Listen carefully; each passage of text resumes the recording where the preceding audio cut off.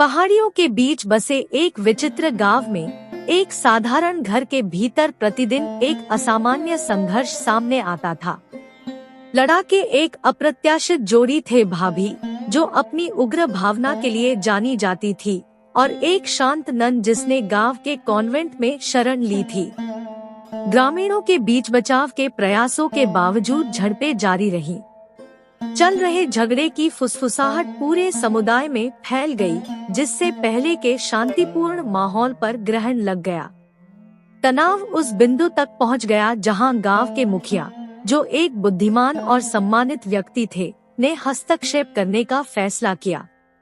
एक शाम मुखिया ने संबंधित ग्रामीणों को इकट्ठा किया और भाभी और नन को गांव के चौराहे पर एक बैठक में बुलाया। अपने अनुभवी चेहरे पर ज्ञान की छाप के साथ उन्होंने झगड़ालू जोड़ी को संबोधित किया और उनसे समुदाय की सद्भाव की खातिर आम जमीन खोजने का आग्रह किया। एक पल के लिए ऐसा लगा जैसे मुखिया की बात का असर हो गया हो। भाभी और नन के बीच जबरदस्त मुस्कान आई और ग्रामीणों ने राहत की सांस ली। हालांकि शांति मायावी साबित हुई, क्योंकि अगले दिन झगड़ा फिर से शुरू हो गया, जो एक बेमेल धुन की तरह गांव में गूंज उठा। निडर होकर ग्राम प्रधान ने संघर्ष के स्रोत की गहराई से जांच की। विवेकपूर्ण पूछताछ के माध्यम से उन्हें पता चला कि मुद्दे की जड़ लंबे समय से दबे हुए पारिवारिक रहस्य में है, जो भाभी और नन के जीवन को अप्रत्याशित तरीके से जोड़ता है। इस नए ज्ञान से लैस होकर गांव के मुखिया ने एक और सभा बुलाई, इस बार गांव के चैपल की शांत सीमा में। भाभी और नन को विपरीत दिशा में बैठाकर उसने उस सच्चाई का खुलासा किया जो वर्षों से छिपी हुई थी, एक ऐसा रहस्योद्घाटन जिसने ग्रामीणों को आश्चर्य में डाल दिया। जैसे ही भाभी और नन ने रहस्योद्घाटन का बोझ उठाया, चैपल में सन्नाटा छा गया। प्रमुख ने अवसर का लाभ उठाते हुए पारिवारिक बंधनों और क्षमा के महत्व पर जोर देते हुए उनसे अपनी शिकायतें दूर करने का आग्रह किया। आने वाली शांति में भाभी की कठोर अभिव्यक्ति नरम हो गई और नन साझा इतिहास से प्रभावित होकर एक जैतून की शाखा बढ़ा दी।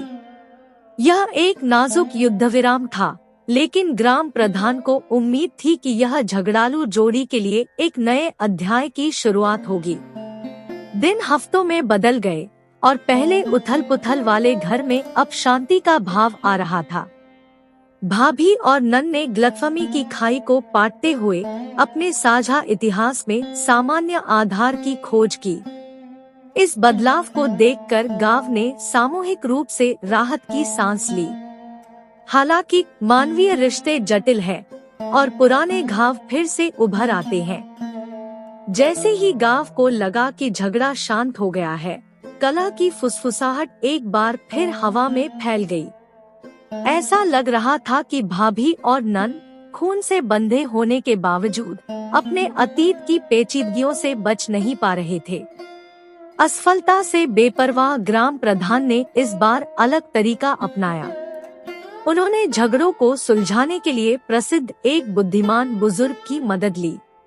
साथ में उन्होंने भाभी और नन के बीच खुले संचार को सुविधाजनक बनाने के लिए काम किया, जिससे उन्हें बिना किसी निर्णय के अपनी भावनाओं और चिंताओं को व्यक्त करने के लिए प्रोत्साहित किया गया।